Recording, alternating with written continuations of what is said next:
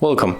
If you want to use AdBlock in your LG G6, I recommend you to get Opera Mini Browser. They got partnership with the AdBlock Plus, so you don't have to connect any external application. So if you want to get it, just go for the Play Store, tap here and type Opera Mini. Click on install, and when you got it, just open.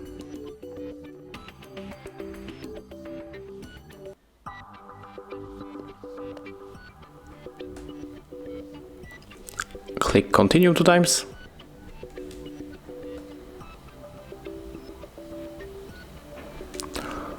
Click right here, OK. And right now we can enter, for example, this website.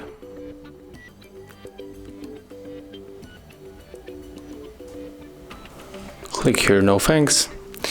And right now, as you can see, we got the 2 ads blocked. So right now we are going to scroll down and find, and we are going to looking for the ads. So as you can see right here, we cannot find any ads because the ad block is turned on. So thank you guys for watching. Leave thumbs ups, comments, and subscribe to our channel. See ya!